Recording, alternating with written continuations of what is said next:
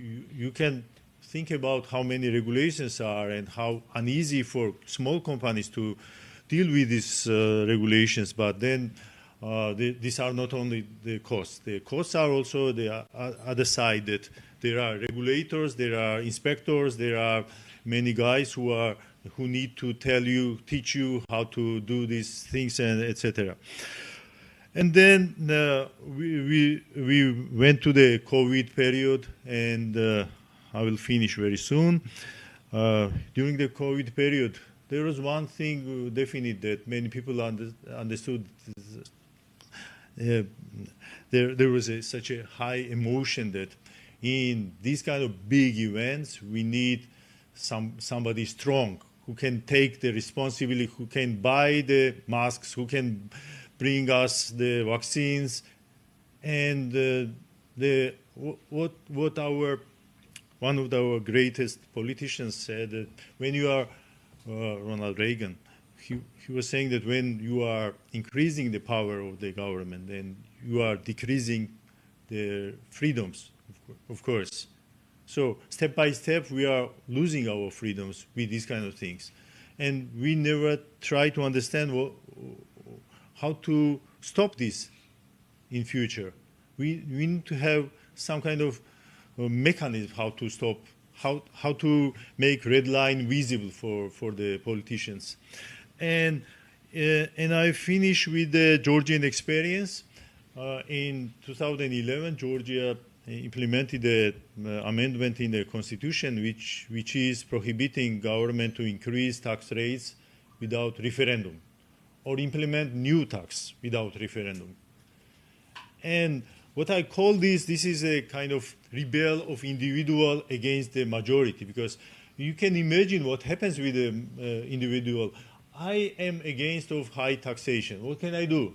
The majority wants to have high taxes, and I'm an individual, and I'm thinking that half of that is enough, because I'm not really getting enough from the government, maybe, or other reasons. But I'm an individual. How can I fight this majority in the country, in my country, or your country, or US, or Germany, or elsewhere, that one individual wants to rebel and say that I don't want to pay so much taxes? What can individual do that in that situation? They will tell you that no, nothing, just pay.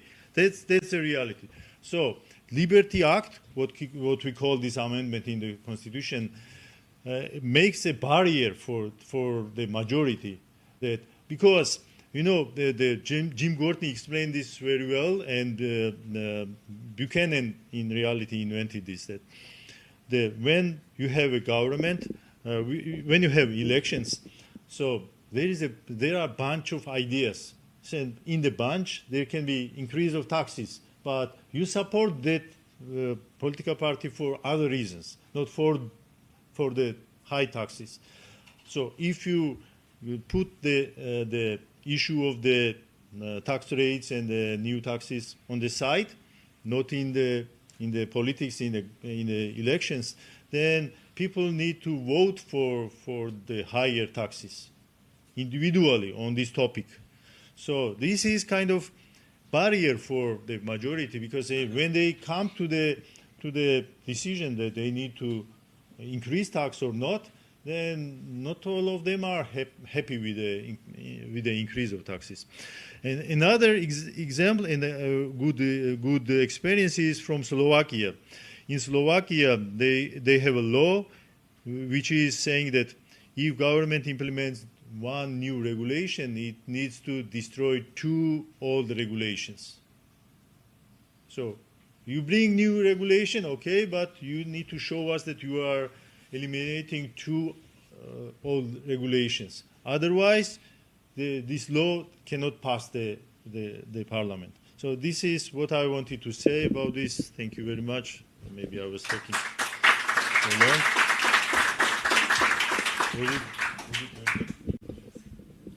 Yes, if there is any question, or if somebody wants to give a remark. Yeah, how to travel to Georgia. Let's see if... How is Batumi? Or Batumi, there are 5 or 6 flights every day. So, so anyway, maybe you have questions to Barbara and Hans. Now, how does the people of Georgia react to the Liberty Act that you? So I They're need for it to, or they're against it?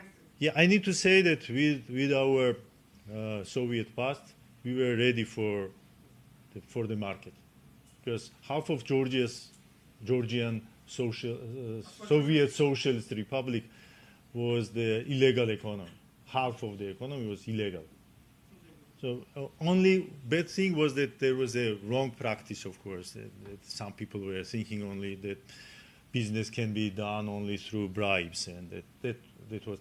But by the way, one of the interesting things is that until 2004, many Georgians would tell you that Georgians cannot live without corruption. But we were 132nd in the Transparency International index, and after some market reforms, we are now 42nd, upper than many European countries. And we've proven that there is no such a thing like illness with the corruption. We don't believe in this. There are mistakes of policies, there are mistakes of the politicians who are always eager to implement new taxes and regulations. And there was one particular guy, Kacha Bendukidze, who was the leader of the reforms. He read all the laws. Can you imagine this? We had a very great speaker about environmentalism 2 days ago, and he read the report about the climate change, and he discovered many things that this report was not really that bad. But Kacha Bendukidze was a great man. He died, unfortunately, some years ago. He read all the legislation and was, we don't need this, we don't need this, we don't need this. He eliminated 800 permits and permissions and licenses, 800 out of 950. And guess what happened? Next day, there was no corruption.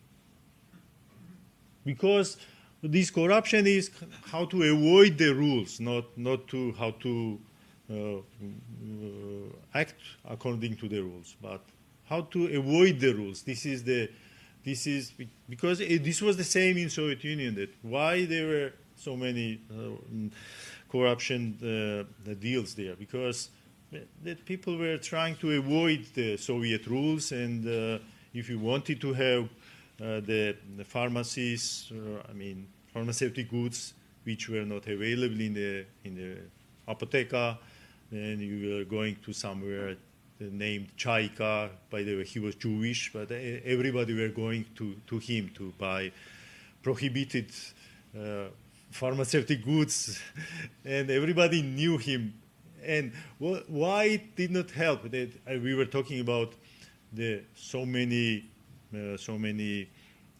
institutions who were to punish you and imprison you, etc. For instance, there were private tutors, completely prohibited. They were fighting them, they were imprisoning the private teachers, but then even KGB guys understood that their children needed the private teachers also. It's ended with this. This is the reality. If anything that Barbara and Hans want to add, then we will go to a short break. Okay. Yes, short break. Barbara and Hans, if you like to add anything before break. Sorry, we didn't hear you. Was?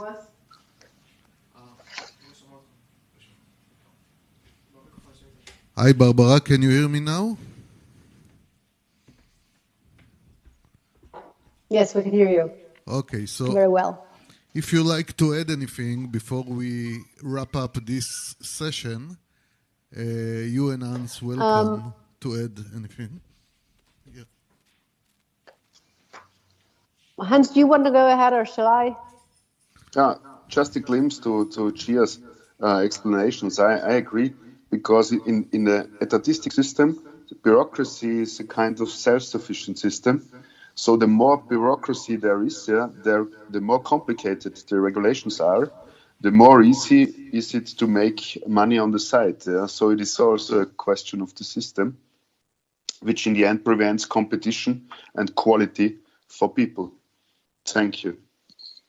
I would simply sum it up by saying, thank you, Hans. Thank you, Hans. I would simply sum it up by saying it's always the old battle, individualism versus collectivism.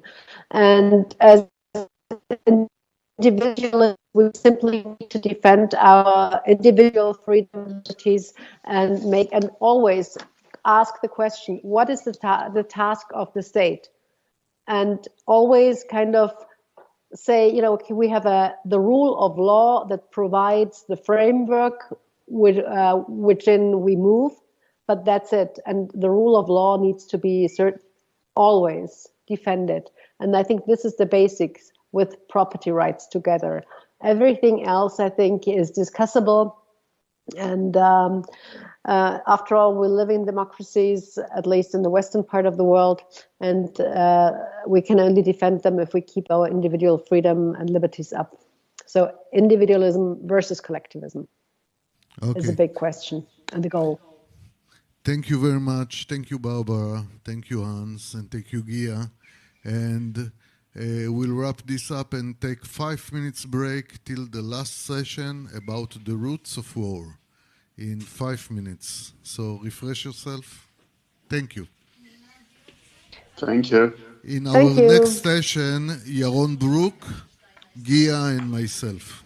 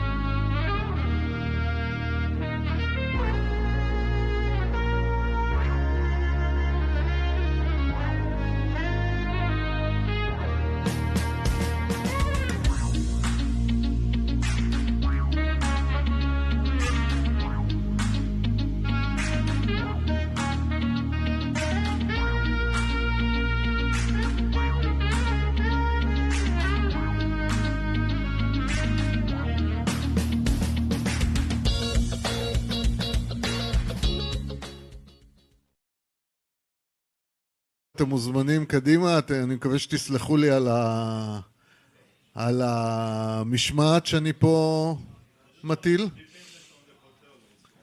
Okay. Now it's going to be short because we know everybody. So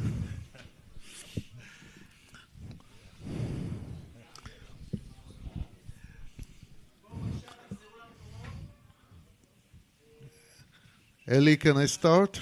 Okay, so welcome back to our last session, and this is the root of war.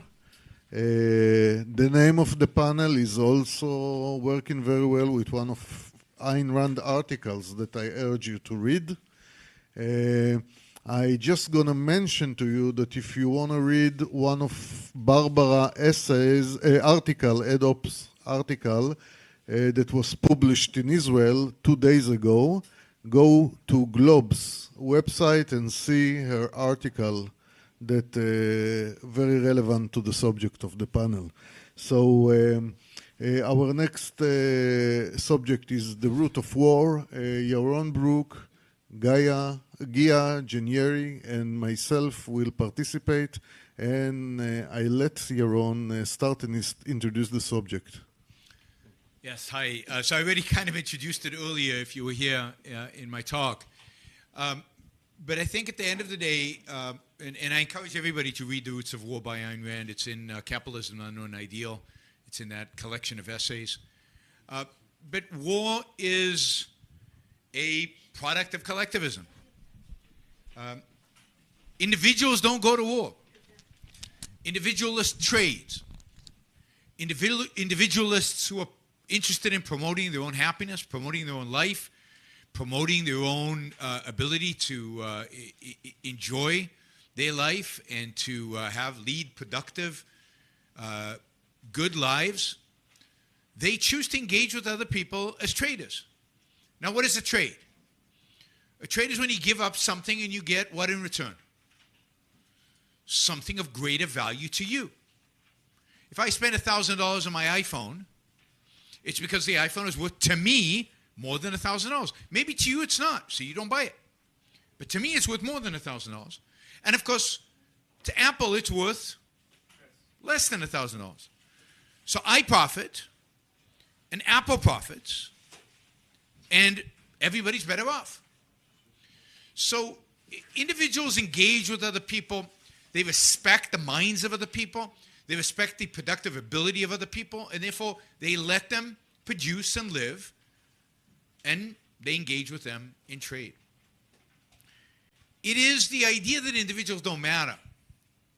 It's the idea that it's the group that matters, the state, the collective, any group you want to, any name you want to give the particular group, the proletarian, as I said. It's only when you disregard the individual and you place the group at the top does war become relevant. Collectivism, by its nature, promotes zero-sum thinking. The Soviet Union, everybody, in a sense, was zero-sum, right? Because it's one big pie that the state controls, and then the question is who gets what piece of the pie. Now, we're enemies of one another, because if I get a bigger piece, you get a smaller piece. With individualism, the only way I can get a pie is by creating one, by building one. And by doing so, I make you richer. I make your pies bigger. But in collectivism, the pie is fixed. It is the totality of what exists. And then everybody hates everybody else. Everybody is the enemy of everybody else. The other feature, of course, of collectivism is that it fails. I think he had described and has written a lot about the Soviet Union, its economic system, and how it failed. Now, what happens if your economic system fails? Well, there's a strong temptation to go and steal stuff from other people. You're a failure. You can't succeed. You can't do it. You blame others for your own failure. You blame others for your own failure. And then you go take what you need. Because you already believe in a zero-sum world. So if other people have more than you do, then they must have taken it from you. They must have stolen it somehow. So it's okay for you to steal from them back. And again, you can see that over and over and over again. this view of trade as zero-sum, and therefore that legitimizes the idea of violence and war. And at the end of the day, who is sacrificed? It's always the individual. There was the example before, I think Barbara mentioned, of the Russian soldiers don't know what they're fighting for. They don't know why they're there. They don't know what they're doing. They have no desire to die. They don't understand the cause for which they're fighting. But the people at the top are dictating that they do so in the name of what? And unfortunately, I think much of the Russian people are buying into this. In the name of Russia. In the name of some mystical ideal of what Russia is, which collectivism always requires a mystical ideal. So you see the pattern over and over and over again. When zero-sum thinking and collectivism come to the forefront, war is almost always the solution. That happened before World War I, happened before World War II.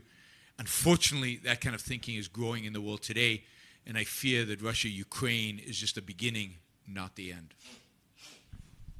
Yeah.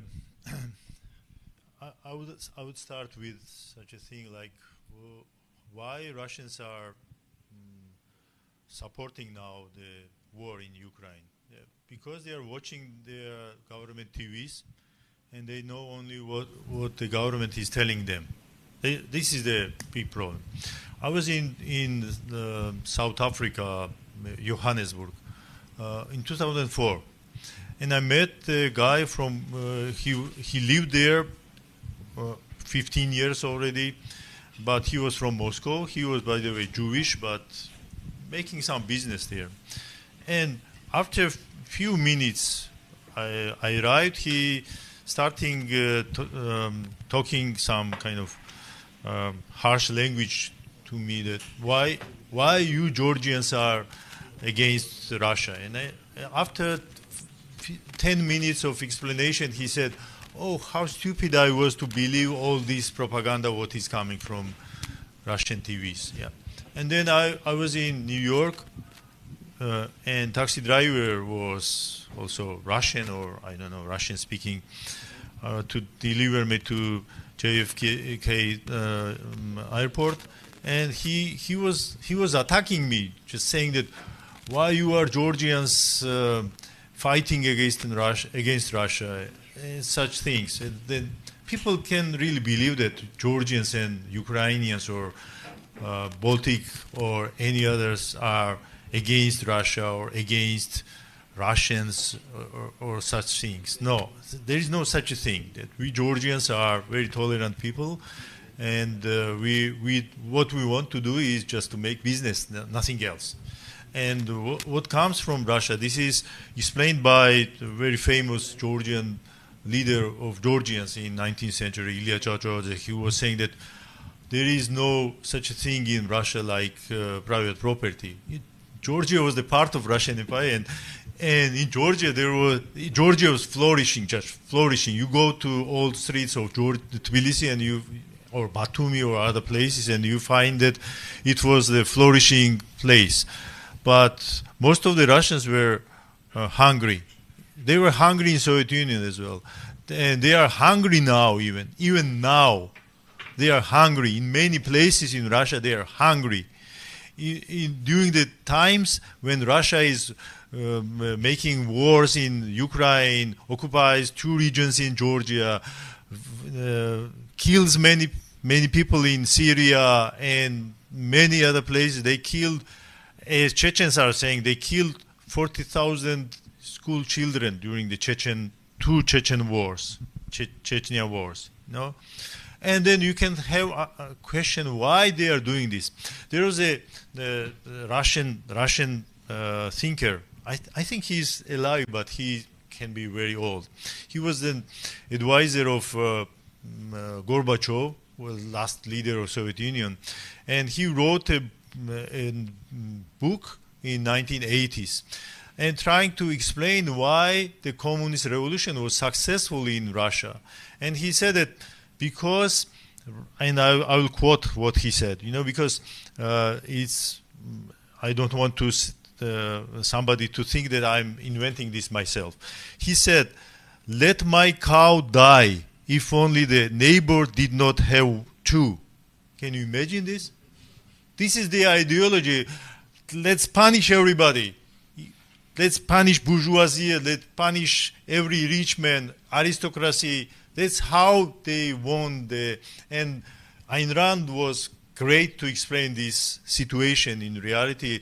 And I'll tell you one more example. I was saying that two days ago about this example. There was a painter, artist in Georgia. He was from Poland originally. He was born in Georgia, in Kutaisi, but he studied arts in Europe, but returned back to Georgia, lived in Georgia until 1937, and he was killed by Bolsheviks then. And if you read what kind of good things he was doing, you can be amazed how could they kill him. But how it happens, this is the reality. It started from 1917. Lenin was very harsh. They were killing the elites. Who were the elites? These were the bourgeoisie. These were the people who were bringing to the society, who were keeping the ethical norms. And everybody were looking at them, the aristocracy and the bourgeoisie. These are the guys we need to follow. Then you kill them, you eliminate them, and what will be, who will be bring this message of ethical message? Nobody. That's what happened in 1937. There was nobody to protest against the repressions. There was nobody. Russian, Soviet leadership, they needed to kill the intelligentsia, not because that they were doing really big harm. The biggest harm was coming from the property owners and the aristocracy. They already killed them, but they thought that we don't need this intelligentsia as well. We need to have our intelligentsia who will be supporting communist regime and communist art and communist science and such kind of things.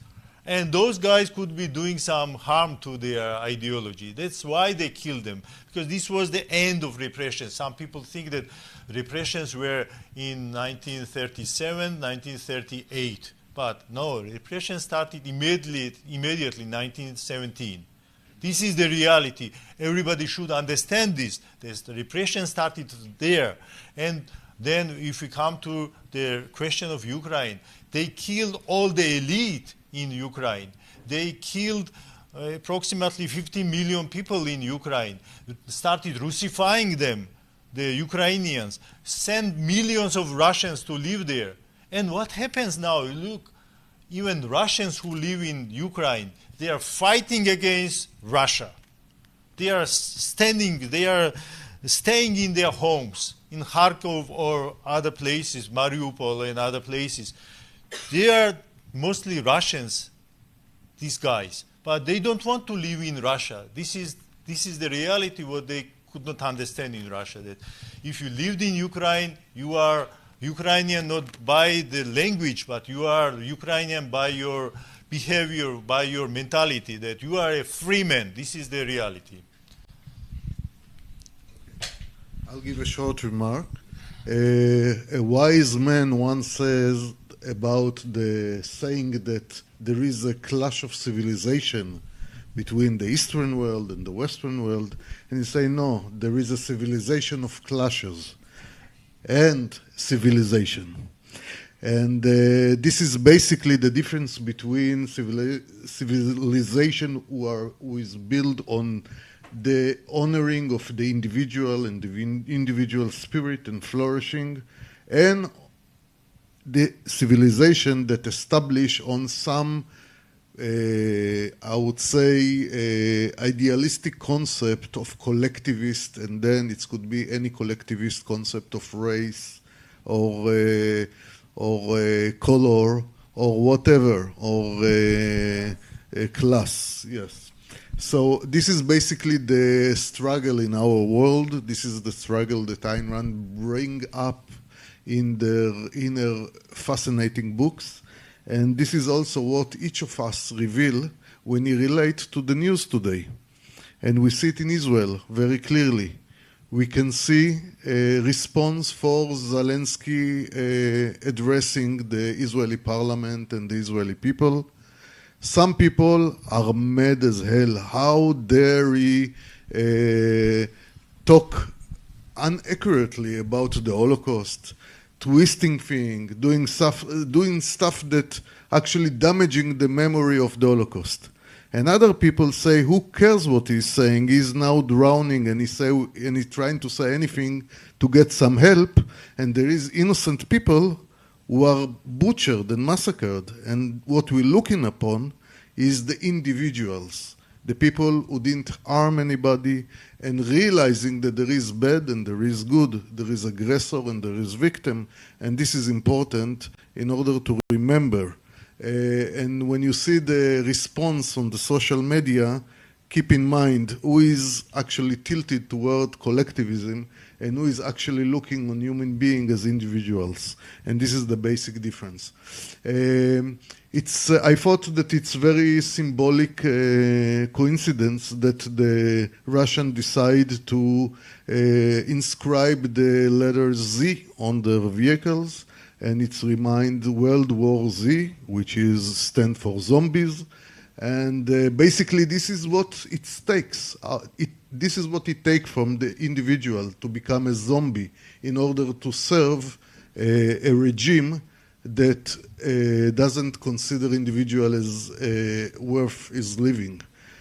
So the only way to survive is either to become a zombie or to flee. And this is basically what Ayn Rand did.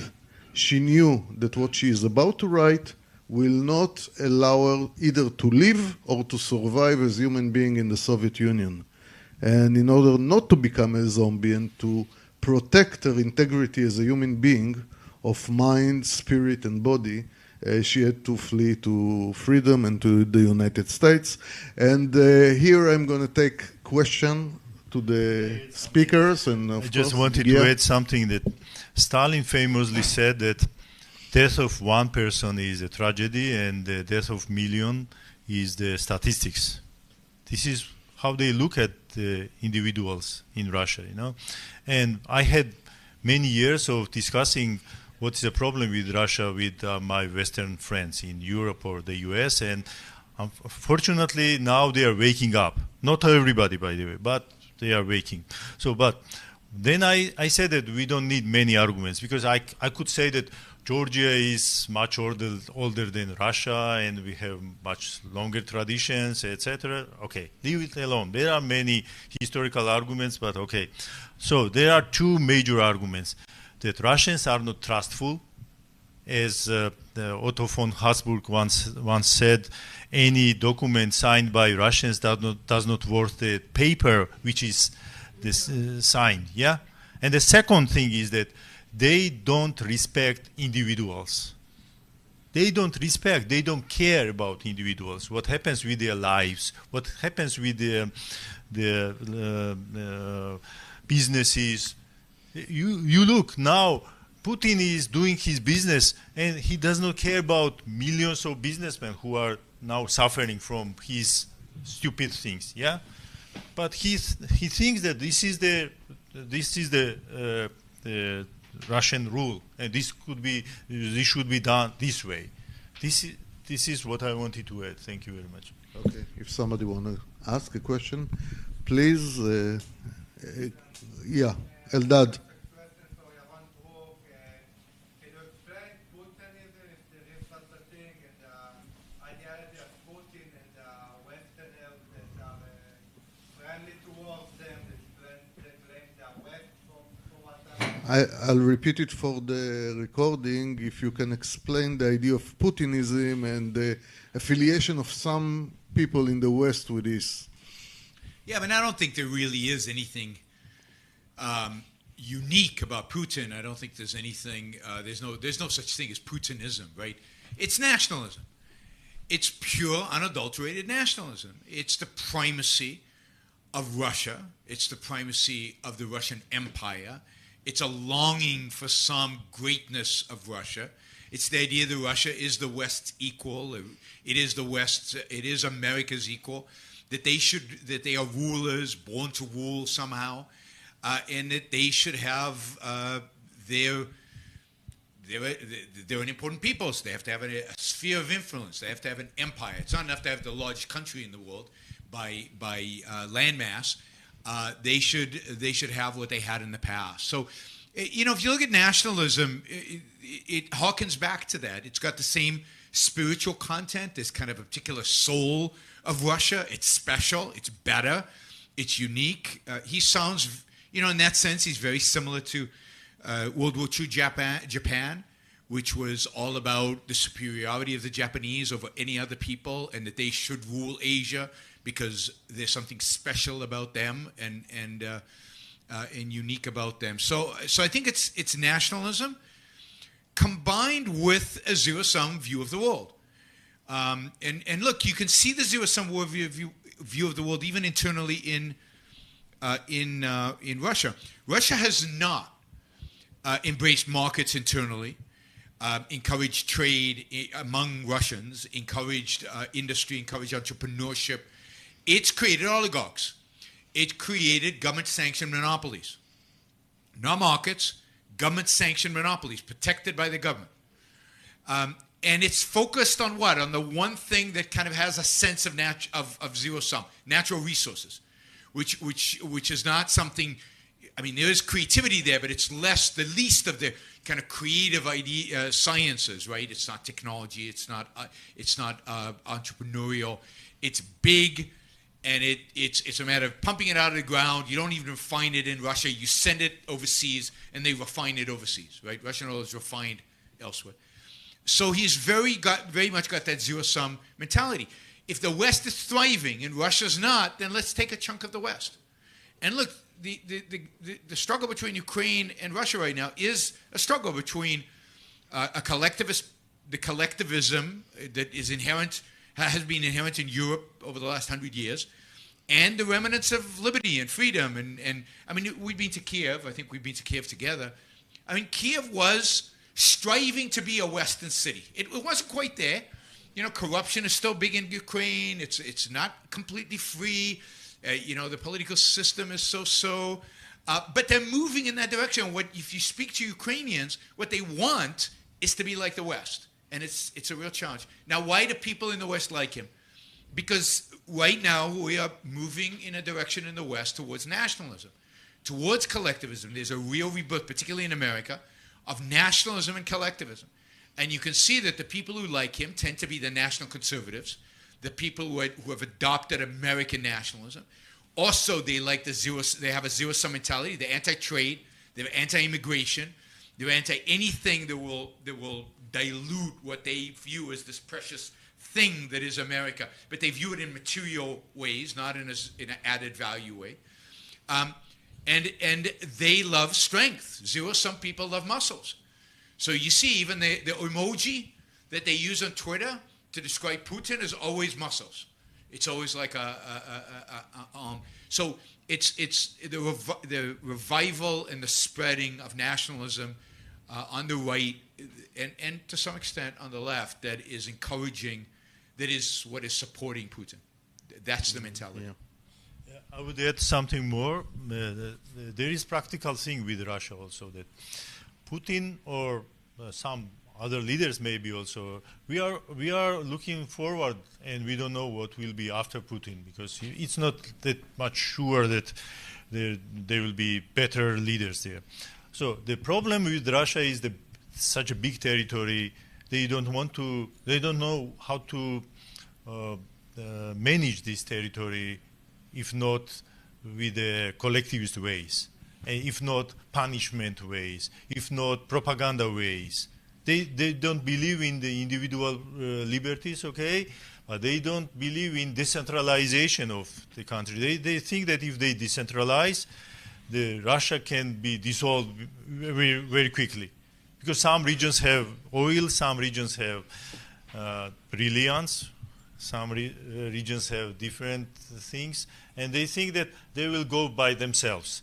And of course, China is there hiding to grab something from Russia. That's what makes them afraid of everything, being afraid of everything. Instead of thinking that liberalize, And in liberal world, in the more democratic system, people will be happy to live in Russia, not to go away, but to stay there. Then this makes politicians think that if we need such politics, that telling them that everybody are our enemies, we are the best in the world, and then they think that this is the long run chance to keep in the power. What Putin thinks is that Russians anyway think collectively, they don't care about individuals, and if I tell them that we will be fighting everybody, we will throwing the nuclear bombs, they will be happy that we will punish everybody because they are against us. And he thinks that Russians are happy with this kind of thing, that we can destroy everybody if they don't obey. But we are not happy if Russia is dissolving. This is what they have in their mind. And who is afraid of dissolving of their country because that you give the individuals and more powers and local governments more powers, etc. Nobody dissolved for this reason. I don't know any country, even Switzerland, which is maybe most decentralized country, has no idea. Nobody in Switzerland talks about why not to dissolve Switzerland or other countries, or US, for instance. There is nobody talking about this. But in Russia, they are simply afraid that their country will be dissolved, and Putin is using this. Let's see if there is any other question. Yes, please. Yes, I have a question for Yaron. What do you think is the reason for the rise of nostalgia for the USSR? The reason for the rise of the nostalgia for the USSR. What is the roots of it? I think the roots of it are, disillusionment with the mixed economy. So we live in a world which is not individualistic and not collectivistic. It's a world that is trying to straddle both. That's trying somehow to engage with both. You've got to mix a little bit of freedom and a lot of control. Regulations, taxes, all kinds of controls. And what you get as a consequence is I think, a population that kind of likes freedom, but is not convinced of it. There's no philosophical foundation for it. There's no moral foundation for it. They don't quite understand it. They experience these big recessions like 2008. I think 2008 will turn out to be historically a very, very significant event. Because I think it convinced a lot of people, I think falsely, but it convinced a lot of people that capitalism is unstable and bad things happen, and maybe we need to look back for stability. And if capitalism is unstable, what is stable? And maybe the Soviet Union was, particularly I think in Eastern Europe, older people. And I don't think young people are really longing for the Soviet Union to the extent that they're socialists or communists. They want something, they imagine something better. They don't long for that. But they really do, they want to combine the philosophical foundations of collectivism, which almost everybody believes in. Like there's nobody who has a slight, small percentage of the population philosophically believes in individualism. Almost everybody's a collectivist. But they like their freedoms, right? They like the mixed economy and they like to do stuff. But they don't like the ups and downs. They don't like the volatility. And they think, maybe I should be more consistent with these foundations. Now, I don't know how much this USSR nostalgia is real or how big it is. I think it's a fad for many people, but there is definitely a rise in various forms of collectivism and a backlash against capitalism. The anti-capitalist movement in the United States has grown dramatically over the last 10 years. I've never seen America be so anti-capitalist as it is right now. Yeah. And there was also something like this that I can talk about why Soviet Union was bad for 1 week, but okay, leave this alone. The problem is that nobody destroyed Soviet arguments. This is the reality. People can think only about it. Stalin, Lenin, and such kind of bad guys were ruling. That's why it was so bad, and not that system was wrong, and system needed millions to be killed, and etc. We need to destroy these arguments first, and then young people to read those things. And nobody was doing, by the way, this. There were lots of talks about how bad was Stalin and nothing else. But how bad was the ideology, this is still a secret for many people. They think that it was not so bad, just Stalin was bad. And you know, Stalin was from Georgia. Yeah. Yeah. Because they believe that he was Georgian. Yeah. Taboo like Nazis. Yeah. Let's. Taboo like Nazis. If there is another question, Mr. Hasid there, yeah, go ahead.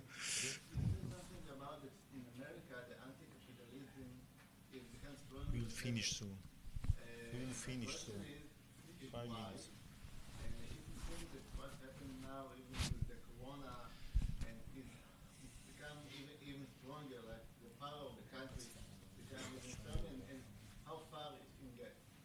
Yaron, will you repeat the question for the recording? You want me to repeat it? So I think the question was, I think I understood it as why is the anti-capitalism growing in the United States so much, and to what extent has the COVID contributed to that? So the why, I think, goes to what Gia just said. The why is that we haven't presented a strong enough defense of capitalism and individualism. We've let almost everybody believes that communism is a good idea in theory. It's just difficult in practice, and you had bad people doing it. But in theory, it's wonderful. No, in theory, it's evil. Evil. It doesn't work. And it's wrong. It doesn't work because it's wrong. And we haven't made that argument. So when people get uncomfortable with the existing system, they look for some ideals. People want to be idealistic. They want to strive for something. What are they going to be idealistic for? Capitalism, for greed, for individuals pursuing their own well-being? We all know Christianity. Everybody's taught us that's bad. So they look for an alternative. And I think the collectivism, and in America the collectivism comes in two forms. It comes in a left-wing form, which is socialism, and it comes in a right-wing form, which is nationalism and religionism, right? The centrality of religion. And you're seeing both of those rise, and the one thing shrink is individualism and capitalism defense of that. But we haven't done, the bigger we, haven't done a good enough job in defending it and protecting it, and in particularly convincing young people and convincing kids. We've let primarily the left take over educational institutions, so they dominate those. And then what the right does is it looks at what the left's doing, and they say, well, we know that's evil, so we're going to look for another form of collectivism that attacks what the left does. So they come up with their own, and now you've got two evils that you try to fight, and it becomes more difficult. And here, if I can give a plug to something I've been saying for the last 6 years, but everybody hates me for it, here Donald Trump played a crucial role in destroying the right in America and in making the right more collectivist. And for anybody who didn't believe me in 2015 and 2016, hopefully now you do, because you can see the results right in front of us. That is, he completely separated the idea of the Republican Party and conservatism from the idea of free markets. And he latched onto the idea of republicanism as associated with collectivism and nationalism and statism and central planning and all those. But the thing that unified him, thing that we should all get excited about, is we hate the left, right? So there's no opposition to statism in America today. None. There's Republicans and Democrats, each with their own form of statism, and there's a few of us trying to argue with them. But in politics, there's maybe a handful of senators and congressmen who actually stand for kind of ideas of capitalism. Thank you. Thank you, Yaron. And the last question for Yair, yeah? Well, a question for probably all three of you. What would you say is the most, well, Ayn Rand obviously had many misunderstood ideas. What would you say is the most main misunderstood idea about Ayn Rand that we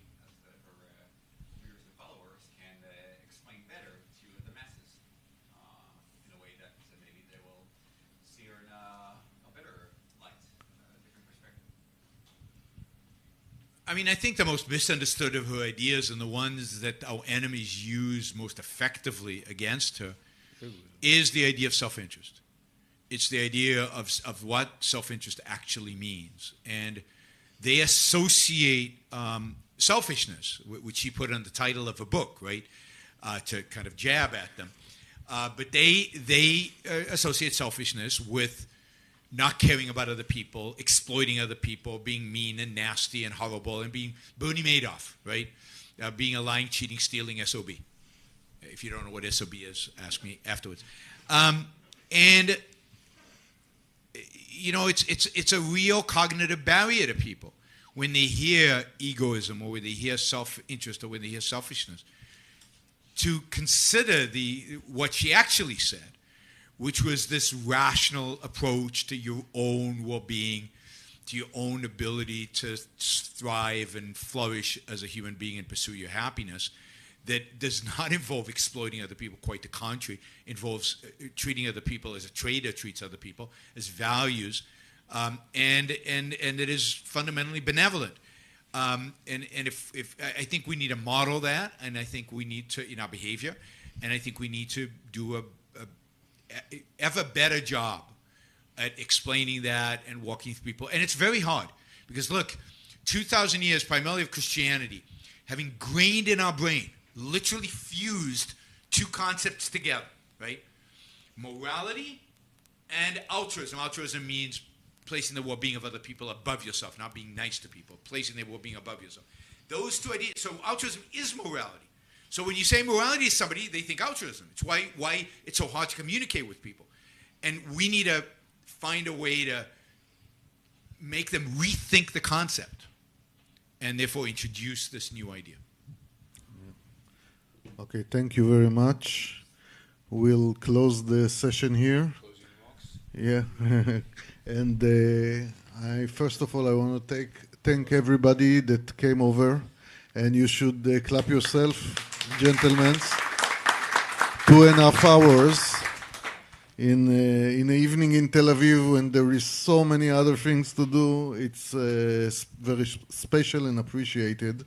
And I like to thank member of the Knesset, Sharon Eskel, that came over to greet the event, Dr. Yaron Brook from the Ayn Rand Institute, Gia from the Georgian School of Economics, Barbara Kulem and Hans Unterdorfer, and I hope I got it close, and everybody else that support this production, Ellie and the crew behind with the cameras, and all this great civilization that we need to keep, protect, promote, and keep the light on. And this is basically what we fight for. So keep the light on. Thank you.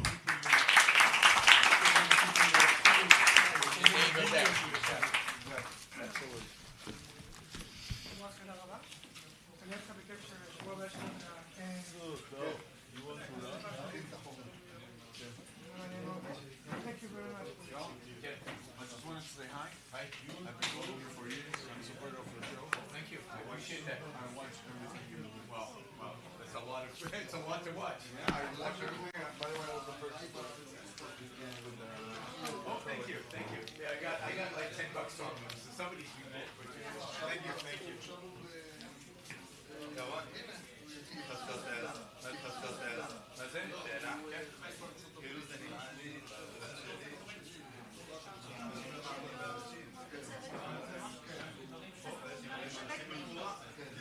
כן, זה חלק מזה, תראי, אלטרואיזם אומר שאני צריך להיות בשבילי, אם ככה אני לא סומך עליך, אני לא סומך עליי.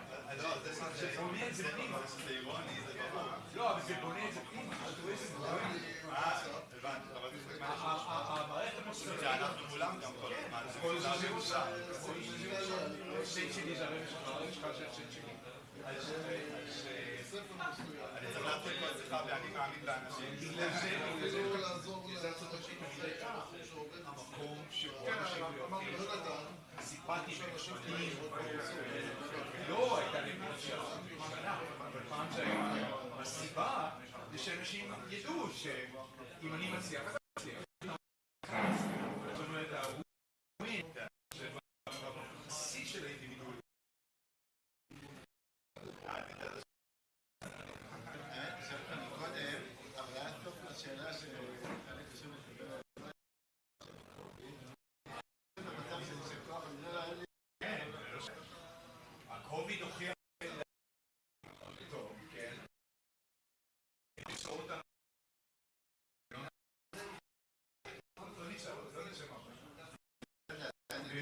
מדהים אותי שבארצות הברית, פשוט לא האמנתי, שבארצות הברית, בגינה אתה יכול לפתוח את העסקים שלכם,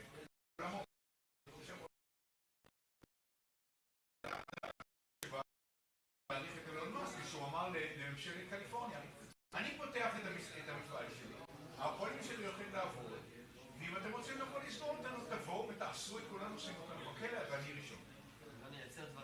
ואז הם עזבו אותו. אבל זאת צריכה להיות הגישה. כולם, במקום הטראקר, שעשו איתנו.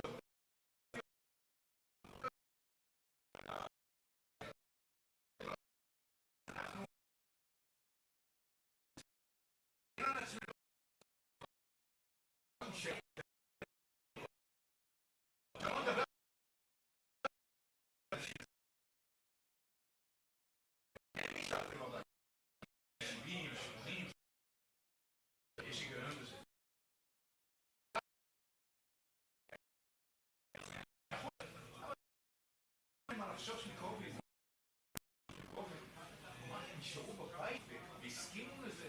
אז זהו, זה חיזק את ידם של החושבים, זה חיזק את ידם של הפוליטיקאים, שהם יכולים לעשות הרבה